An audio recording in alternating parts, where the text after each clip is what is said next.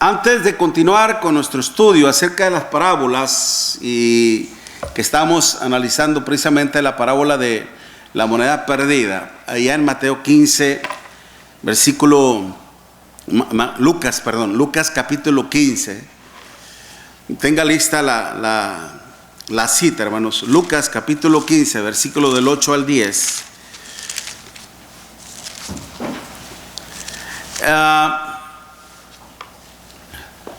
Dígame una cosa, mis amados hermanos. En este estudio, ¿sienten realmente que están siendo edificados en la palabra de nuestro Dios? ¿Sí o no?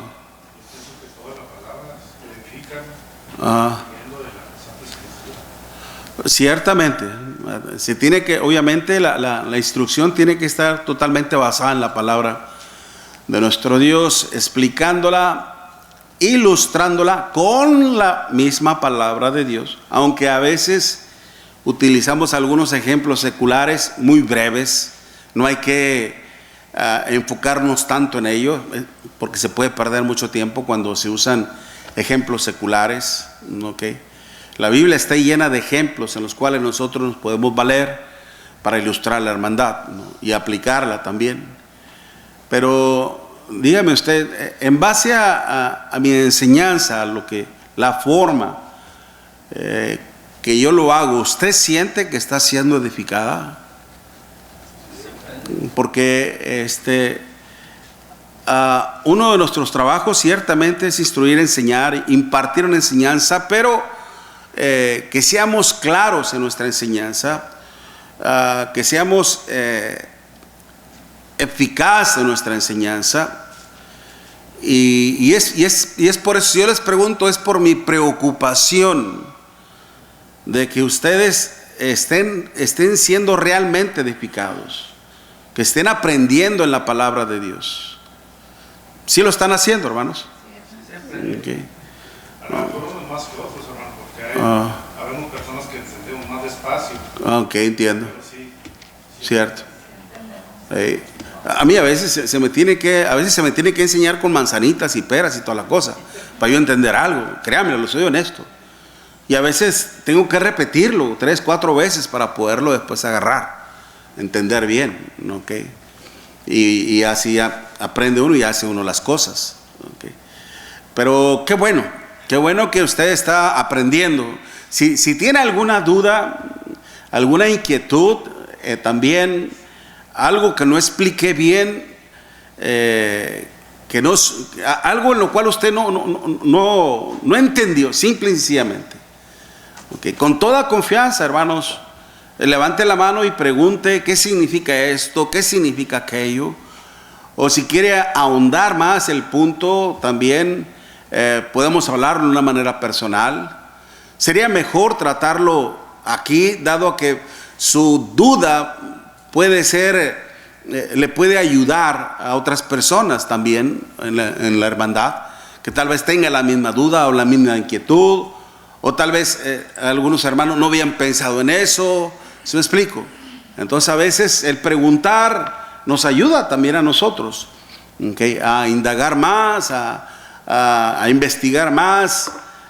No nos sabemos todo, hermano. Nosotros los ministros no nos sabemos todo, créanmelo, les soy honesto. Nadie, ningún hermano, ¿okay? Puedo hablar en términos general, ningún hermano lo sabe todo, ¿okay? Siempre estamos en la necesidad de aprender y de aprender y de aprender. Pero si yo en lo personal, si yo no tengo la respuesta, y yo lo único que le puedo decir es, deme tiempo, lo voy a investigar, lo voy a estudiar, y después le doy la respuesta de acuerdo, obviamente, a la palabra de nuestro Dios. Amén. Pero ya sabe, cualquier duda, inquietud, con toda confianza. Amén. Bien, la semana pasada hablábamos en este estudio, en Lucas capítulo 15, versículo del 8 al 10. Okay. ¿O qué mujer que tiene 10 dracmas y pierde una dracma, no enciende la lámpara y barre la casa y busca con diligencia hasta encontrarla? Y cuando la encuentra, reúne a sus amigas y vecinas diciendo, gozaos conmigo, porque he encontrado la dracma que había perdido. Así os digo que hay gozo delante de los ángeles de mi Padre por un pecador que se arrepiente. ¿Okay? Ya hablamos en cuanto a lo que es el propósito, buscar al perdido en sí. ¿Okay? Hablábamos en cuanto a la postura que tenían los fariseos, porque veíamos en los primeros versículos que estaban ahí los fariseos y los escribas. ¿Quiénes eran los fariseos? ¿Okay? ¿Quiénes eran en sí los fariseos? Tengo aquí un comentario. ¿Se acuerdan que les dije una palabra aramea? ¿Quién la apuntó? ¿Quién se tomó el trabajo de apuntar esa palabra aramea? Es la palabra prisha. No es en hebreo ni es en griego. ¿Okay? Acordémonos que hubo un tiempo, hermanos, cuando el pueblo de Israel fue llevado en cautividad a Babilonia y estuvo 70 años allá en cautividad. Lo que se habla en Babilonia, el idioma es arameo, no hebreo. Los que fueron llevados en cautividad allá se reproducieron, creció la familia, tuvieron hijos, pero allá el idioma que aprendieron fue el arameo, un poco en hebreo. Es como cuando a veces mexicanos nuestros emigran para acá, para Estados Unidos, se traen a los niños muy pequeños o recién nacidos, se los traen para acá y aquí entran en la escuela, ¿ok? Van creciendo y van aprendiendo a hablar el inglés y muy poco, a veces casi nada, hablan el español, porque están en un país donde se habla obviamente el inglés. Entonces se pierde esa continuidad, ese idioma. Entonces ellos pueden entender muy poco el español, pero su lengua oficial es el inglés. Bueno, así pasó con estos. Al regresar a Jerusalén, ¿ok?, y encontrarse con ese idioma, el hebreo, muchos no lo entendían porque hablaban más arameo que el hebreo. ¿Okay? Entonces hubo esa precisamente mezcla también. Y es por eso que hay partituras como lo que es en Esdras, en Nehemías, ¿okay? Y no recuerdo bien si es también en el otro libro de Esther, en donde se escribieron en arameo. Y es por eso que este idioma surgió. El idioma prisha de los fariseos implica separado, ¿okay?, apartado, pero según sus costumbres, sus tradiciones, y que eran muy celosos después, ¿okay? Y este es, como les decía, este es uno de los partidos muy celosos que menciona Josefo, un historiador judío. Se dicen que eran muy rigurosos. De hecho, Pablo lo dice en Hechos 26:5, ¿no?, de la secta de los más rigurosos, es decir, de los más estrictos. ¿Okay? Dice que esta secta de los fariseos apareció antes de la guerra de los macabeos como reacción contra la inclinación de ciertos judíos hacia costumbres griegas, que empezaron a ser muy liberales, y estos, al ver esa actitud, se aferraron más a su tradición, a sus ritos judíos, a la ley de Moisés, pero en ese celo por la ley se fueron más allá, y es por eso que se hicieron muy rigoristas, ¿no? Y empezaban a juzgar y a sentenciar o a condenar a muchos. Bueno, y para ellos era prácticamente, ¿no?, que lastimosamente, lamentablemente, hermanos, a veces en la iglesia de Cristo se toma esa postura y nos llegamos a comportar como fariseos, ¿okay?, cosa que debemos tener mucho cuidado, precisamente, de que nuestro propio celo no trascienda, no rompa la línea, ¿okay?, y empecemos a imponer mandamientos donde no los hay.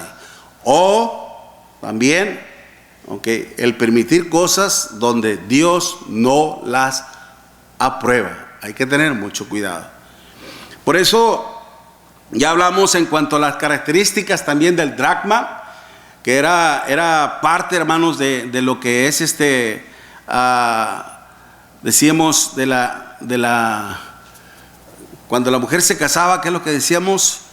Que venía siendo su dote, que comúnmente se le ponía en su velo, y con eso se casaba y era parte de su dote. Entonces, imaginémonos que eso después se iba usando con el paso del tiempo. Cuando perdió, me imagino que, creo, según a mi ver, por la ansiedad con la que la buscaba, era porque era la única más que tenía. Y con eso era una buena cantidad de dinero. Cuando dice que enciende la lámpara, decíamos, la casa estaba muy oscura. ¿Por qué? Que no tenía ventanas. Lo único que tenía, hermano, que era mi hermano Jorge. Nuestro hermano Jorge nos describió en sí la única parte que tenía un agujero, ¿verdad? Un agujero solamente para que ventilara el aire y un poco de luz. ¿No? Que es como hoy en día, que una de las casas, sobre todo muy ricas, me imagino, que tienen, como le llaman a los carros, quemacocos, ¿verdad? Hay casas que también con la luz del sol, hermanos, se evita tener la casa oscura, sino que está alumbrada y le ayuda a las plantas, y etcétera, etcétera. Bueno, estaba en un lugar oscuro, y ella tuvo que prender la lámpara y empezar a barrer, sobre todo, y decíamos que el piso era ¿de qué? De tierra. Barrer implicaba, hermanos, el hecho de buscarla. Cuando vemos, ¿cuál podría ser la palabra clave, hermanos? Cuando vemos ahí en el versículo 8, en el versículo 8, lea conmigo, tome su Biblia, lea conmigo. ¿O qué mujer que tiene 10 dracmas, si pierde una dracma, no enciende la lámpara y barre la casa y busca con diligencia hasta encontrarla? ¿Cuál podría ser la palabra clave en ese versículo? Trabajemos. Buscar con diligencia. Palabra clave. Una palabra. Buscar, dice el hermano. Encontrar, dice otro hermano. La lámpara. Acuérdense, una palabra. No me diga 2 palabras. Como dice, enciende la lámpara. Ya son 2 palabras. Busca. ¿Cuál otra? Diligencia. ¿Alguien más? Barrer. Todo lo que es encontrarla, buscarla, barrer, todo. Bueno, estoy mencionando primero esto: buscarla, barrer, no sé qué más dijeron. Todo eso se lleva a cabo por una causa, y el hermano lo dijo: diligencia. Diligencia. Ahora, ¿qué es diligencia? Pues el interés y el deseo de encontrar. Es el interés y el deseo de obtenerla otra vez. Ciertamente. ¿Se acuerdan cuando Pablo le dice a Timoteo: procura con diligencia presentarte a Dios aprobado? El hablar de diligencia, hermanos, ciertamente es hablar de interés, es hablar de esmero, es hablar de esfuerzo, sin importarte la fatiga, el trabajo, el cansancio que esto produzca. ¿Por qué? Porque hay un interés muy personal. Hay un interés sobre todo de amor. Recuerde que hay cosas materiales que, aunque son materiales, tienen un valor sentimental, ¿okay? Emocional. ¿Okay? Entonces, lo que hizo esta mujer fue que puso todo de su diligencia, todo de su esmero, todo de su entrega. El haber perdido eso, hermanos, prácticamente en ese momento su vida se centró solamente en encontrar la moneda. Eso se convirtió en su prioridad, hermano. Sí, ahí, por eso la Biblia nos incita y nos dice escudriñar las Escrituras. O sea, eso es lo que nos está diciendo, que la busquemos con mucha diligencia, con mucha dedicación, con mucho deseo de obtenerla en nuestra mente y nuestro corazón. Ok, bueno, en su narrativa, en su comentario estoy de acuerdo. En lo que no estoy de acuerdo es el texto que está usando, que está empleando. Acuérdese nuevamente de Juan capítulo 5, versículo 39, cuando el Señor dice: escudriñad las Escrituras, porque en ellas os parece que tenéis vida eterna. Acuérdense que esa palabra escudriñad no está en un modo imperativo. Nosotros, los que nos ponemos a estudiar la palabra, hermanos, los que investigamos en sí las palabras claves, agarramos las palabras que son claves y las analizamos. Y hay ciertos modos de ¿cómo le podría decir? De exclamación, ¿ok? Y una de ellas está, a veces hay un modo imperativo, otro modo dativo, otro modo interrogativo, cosas así. Entonces, esa palabra escudriñar no está en un modo imperativo, es decir, no es un mandamiento. Está en un modo dativo en el sentido de que está arrojando un dato. Está poniendo en evidencia algo que ellos estaban haciendo y que lastimosamente no les estaba favoreciendo. Por ejemplo, Alice, si me prestas tu Biblia tantito.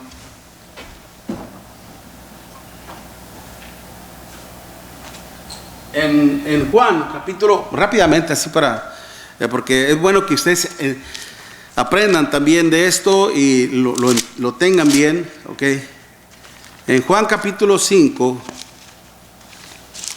versículo creo yo que es 39.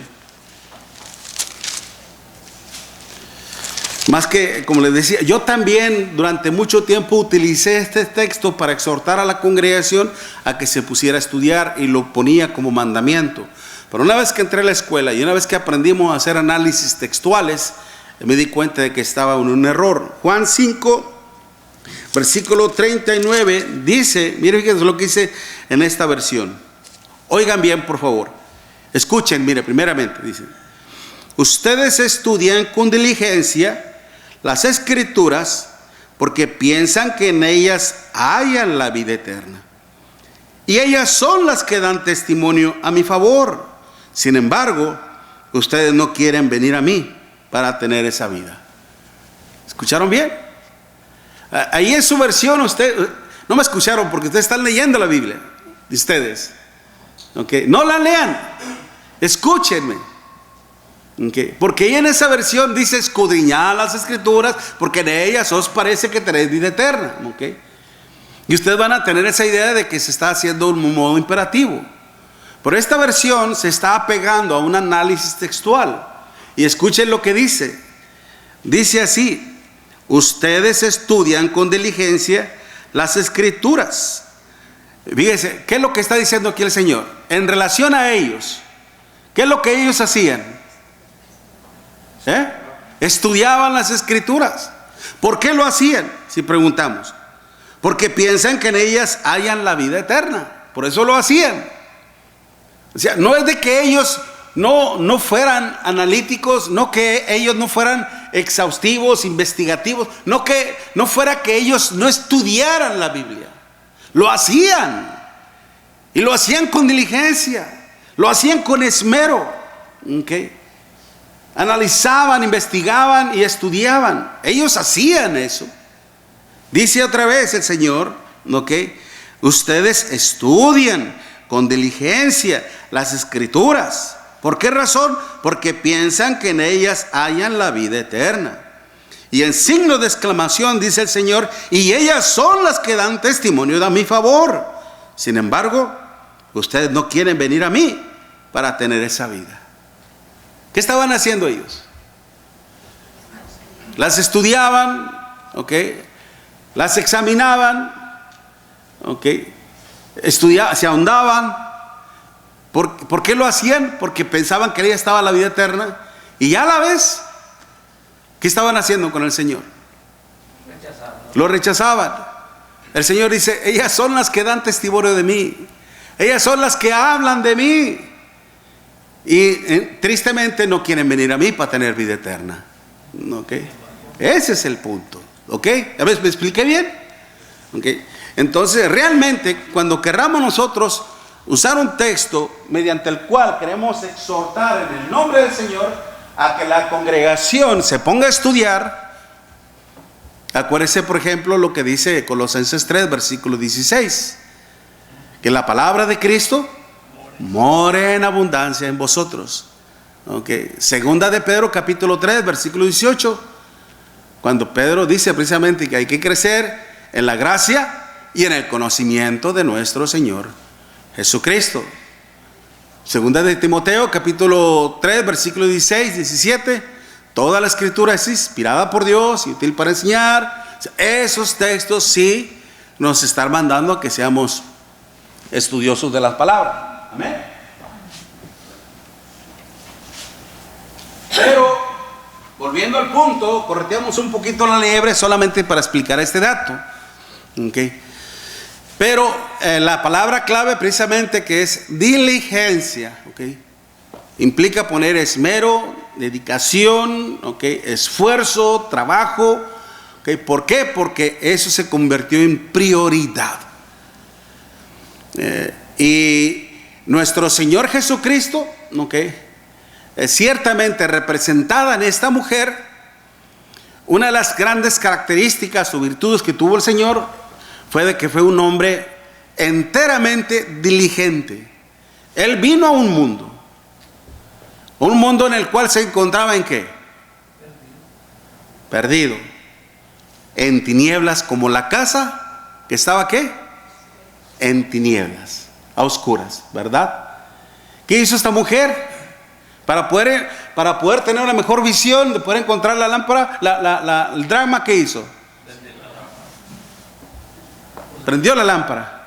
Y, exactamente, mi hermano, bien. ¿Qué es lo que nos dice la palabra de Dios? Lámpara es a mis pies tu palabra y lumbrera a mi camino. ¿Ok? Él vino, hermano, ciertamente, aunque vino un mundo en tinieblas, y Él con la palabra nuestro Dios vino a traer luz a este mundo, con el propósito de encontrar exactamente, hermano, a esa dracma que estaba perdida. ¿Ok? Entonces, si el Señor fue diligente para encontrar al perdido, ¿qué característica debe de tener la iglesia? Ser diligentes, hermanos. Que nuestra prioridad como iglesia, ¿ok?, tiene que ser ¿cuál? Buscar al perdido. Ir en busca del perdido. ¿Ok? Porque, mira, hermano, lo maravilloso de todo esto, ¿en qué nos convierte el pecado? Muertos.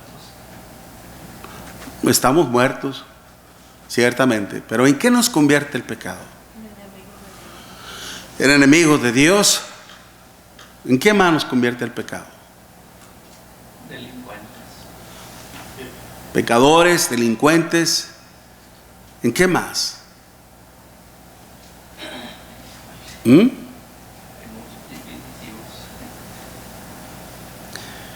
en personas miserables, hermanos. Malagradecidos. En personas orgullosas, arrogantes, prepotentes, déspotas, egoístas. Créamelo, hermano, que sí. En eso nos convierte el pecado. En que soberbios, personas malas. ¿Okay?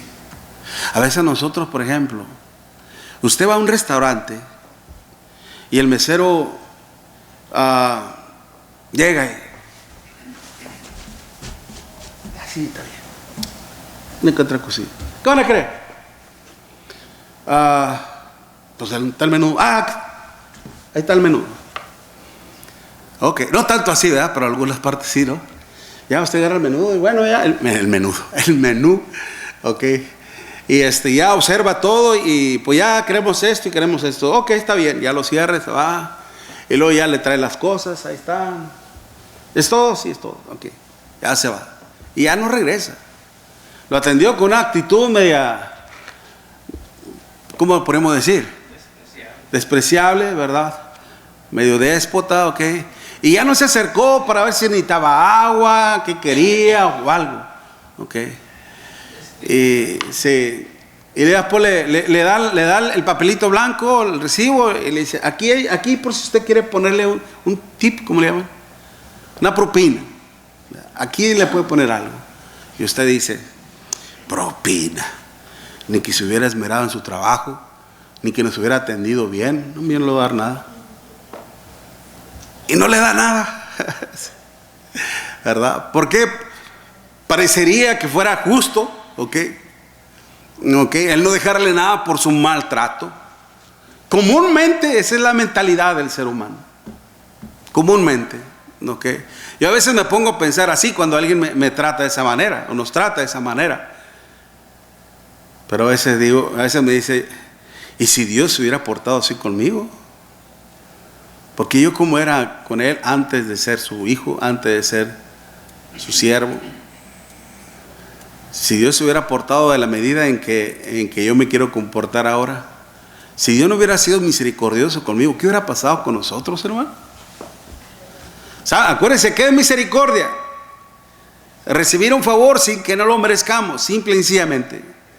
Okay, recibir algo de lo cual no merecemos, aquí, como el Padre misericordioso con el Hijo pródigo. ¿Merecía el Hijo pródigo que lo volviera a recibir su padre, lo calzara, lo vistiera, hiciera fiesta, etcétera, etcétera? No lo merecía. Sin embargo, ¿qué hizo el Padre? Lo recibió y con mucho gozo. ¿Okay? Entonces, por eso, cuando estamos en el pecado, hermano, estamos en una condición así. ¿Okay? De hecho, el apóstol Pablo dice, déjame ver, en Primera de Corintios, Primera de Corintios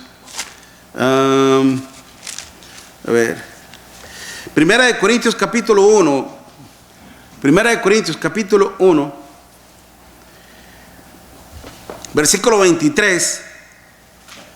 Primera de Corintios capítulo 1, versículo 23, pero nosotros predicamos a Cristo crucificado. Para los judíos ciertamente tropezadero y para los gentiles locura.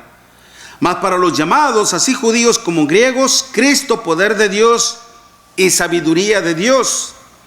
Porque lo insensato de Dios es más sabio que los hombres y lo débil de Dios es más fuerte que los hombres. Pues mirad, hermanos, es decir, observen vuestra vocación, que no sois muchos sabios según la carne, ni muchos poderosos, ni muchos nobles, sino que de lo necio, fíjense muy bien, de lo necio del mundo escogió Dios para avergonzar a los sabios, y lo débil del mundo escogió Dios para avergonzar a lo fuerte, y lo vil del mundo y lo menospreciado escogió Dios, y lo que no es para deshacer lo que es, a fin de que nadie se jacte ante su presencia. ¿De dónde nos sacó Dios? En la vanidad, de lo vil, de lo menospreciado. ¿Okay?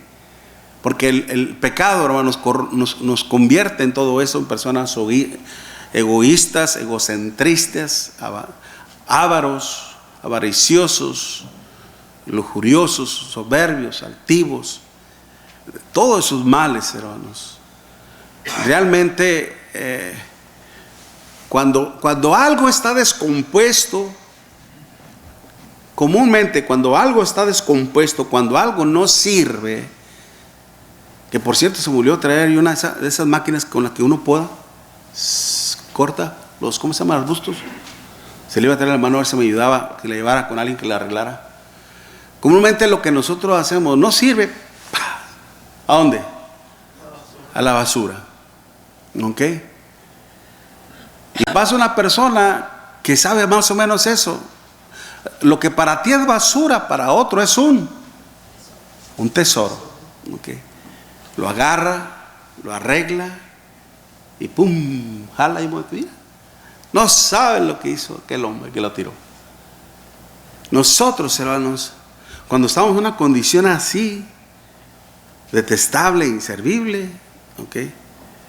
Aún así, óigalo bien, aún así nosotros teníamos un valor incalculable delante de Dios.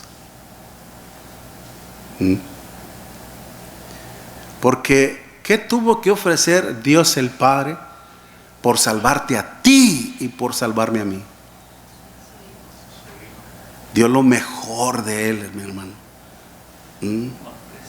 Dio lo mejor de Él. Y Cristo nuestro Señor dio lo mejor de Él también. Su vida en rescate por ti y por mí, cuando tú y yo no teníamos nada de valor. En el mundo no teníamos ningún valor, hermanos. Ante nadie no teníamos ningún valor. Muchas veces hasta cuando uno está en desgracia, qué bueno, se lo merece, algo hizo este hombre, por eso está así. ¿Qué es lo que le decían a Job? Sus amigos. Amigos, con esos amigos, ¿para qué quieres enemigos? ¿Y cómo terminaron? Dios le dijo: ve tú y tus amigos con Job para que ofrezcan sacrificio a Jehová, a mí. Él, no ustedes, Él orará por ustedes. Gloria a Dios, hermanos. Ok, pero démonos cuenta entonces, ok, nosotros no teniendo ningún valor, hermanos, Dios nos puso un valor incalculable: la sangre de su amado Hijo Jesucristo. Y por eso Él vino a este mundo a rescatarnos a nosotros. Nosotros no lo merecíamos, hermanos, no lo merecíamos, pero por su misericordia y por su gracia, ahora usted y yo, hermanos, estamos ante la presencia misma de nuestro Dios. Qué gran privilegio. Que nunca se nos olvide, hermanos, que al venir aquí como congregación, como pueblo de Dios, hermanos, los cielos se nos fueron abiertos. Estamos ante la presencia misma de nuestro Dios para rendirle honor, homenaje, culto a nuestro Dios. Y esto fue gracias al sacrificio de nuestro Señor Jesucristo. Si en esas condiciones, óigalo bien, si en esas condiciones nosotros, hermanos, teníamos un valor incalculable, ahora imagínense siendo hijos de Dios. Ahora imagínense, mi hermano, cuando usted,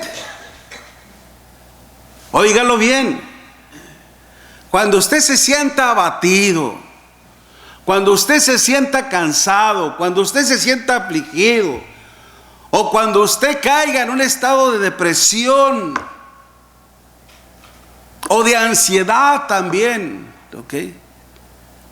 Cuando usted caiga en un sentimiento, hermanos, de impotencia o de aflicción, hermanos, acuérdese en esto: usted tiene un Padre todopoderoso que puede hacer por usted lo imaginable, lo increíble, lo maravilloso.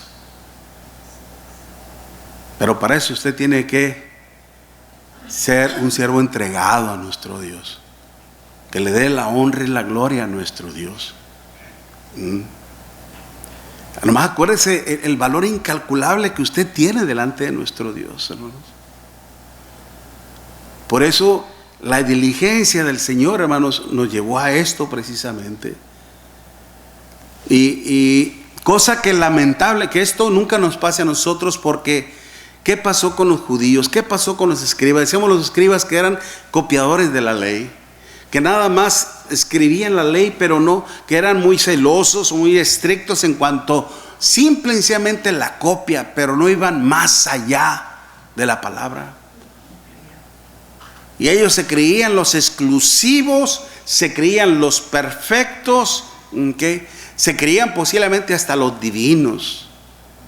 ¿Y qué hacían por el perdido?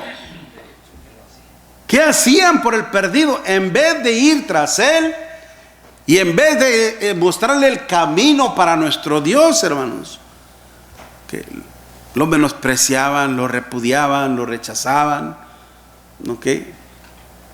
Y no, aparte de eso, cuando convertían a un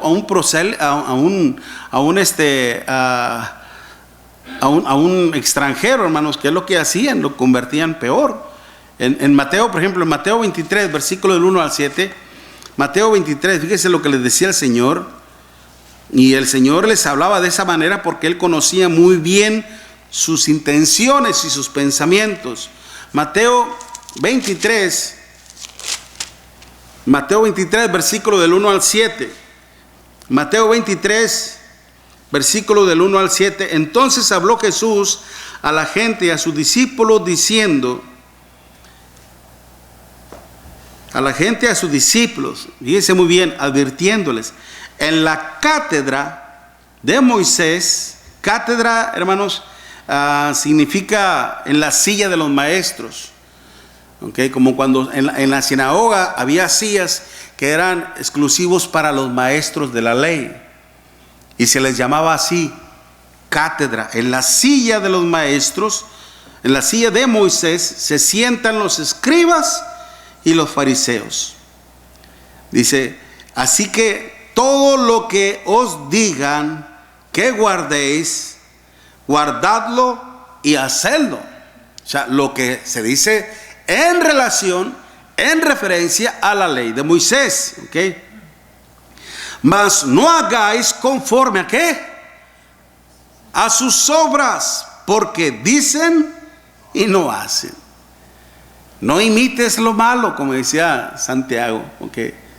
No imitéis lo malo, sino imita lo bueno. Y a veces, lamentablemente, es mucho más fácil imitar que lo malo, ¿ok? Pero aquí dice precisamente, mas no hagáis conforme a sus obras, porque dicen y no hacen, porque atan cargas pesadas y difíciles de llevar y las ponen sobre los hombros de los hombres, pero ellos ni con un dedo quieren removerlas. Antes hacen todas sus obras para ser visto por los hombres, pues se ensanchan sus filacterías y extienden los flecos de sus manos. Y llaman los primeros asientos en las cenas y las primeras sillas en las sinagogas y las salutaciones y en las plazas, que los hombres los llamen Rabí, Rabí.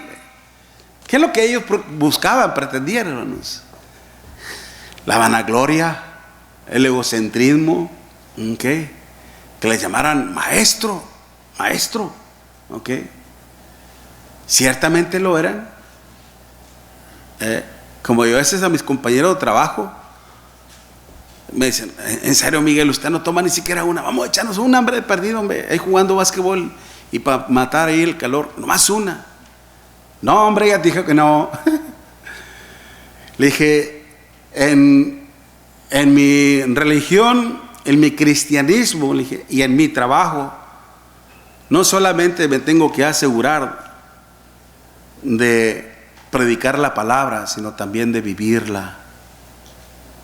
De nada sirve que yo te predique una cosa y después haga lo contrario. ¿Estamos de acuerdo? No, pues sí, tiene razón. Hay que vivir lo que predicamos. Okay. El maestro ciertamente tiene que procurarse de enseñar bien, de instruir bien, pero sobre todo, ¿qué? ¿Qué es lo que le decía el apóstol Pablo a Timoteo nuevamente? 2 Timoteo 2:15. Procura con diligencia presentarte a Dios, ¿qué? Aprobado, como un obrero que no tiene de qué avergonzarse. Está utilizando eso, un símil, ¿ok? Sino que usa bien que la palabra de verdad, que la sabe trazar correctamente, ¿ok? Pero principalmente él tenía que vivir acorde a ¿qué?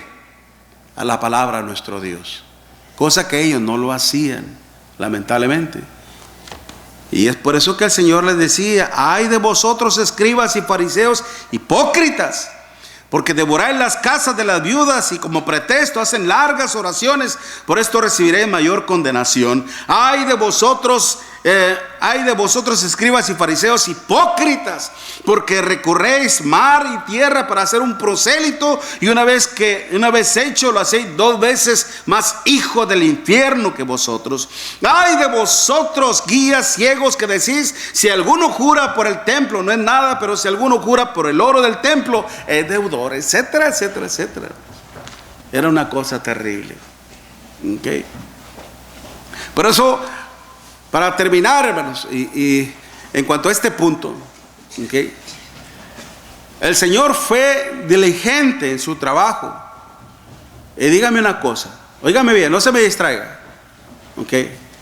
El Señor fue diligente en su trabajo. Y dígame una cosa, aquella mujer que fue diligente al buscar la dracma que había perdido, al final, ¿la encontró o no la encontró? La encontró, ¿verdad? ¿Qué significa esto? Es que de alguna forma Cristo, cuando vino, no había nada hallado, pero ya después, cuando los que obedecieron, esas son las dracmas que encontró. Sí, pero el punto final, que su trabajo, ¿qué tuvo? Un resultado, ¿ok? Tuvo un resultado, una recompensa, la encontró, ¿ok? La encontró. Su diligencia fue premiada, ¿ok? Si nosotros, hermanos, como el Señor, somos diligentes en la obra del Señor, ¿seremos premiados? Amén. Sí, ¿ok? Acuérdense lo que dice Hebreos 11, versículo 6. Pero sin fe es imposible agradar a Dios, porque es necesario que el que se acerca a Él crea que le hay, y sobre todo que es galardonador ¿de quién? De los que le buscan. Galardonador. ¿Qué significa esa palabra? Premiado, ganador. No premiado en el sentido de aquel que recibe el premio. El galardonador es el que otorga, hermano, el premio. Uno es el que la recibe, que somos nosotros. Pero Dios, hermanos, es el que otorga el premio. Es el que da la recompensa. Es el que da el pago, hermanos. ¿Ok? Y esto traerá tristeza o traerá gozo. Amén, hermanos. Dios les bendiga grandemente. ¿Tuvieron alguna duda? ¿Alguna inquietud? ¿Algo que no estuvo claro? Gloria a Dios por ello, hermanos. Gloria a Dios.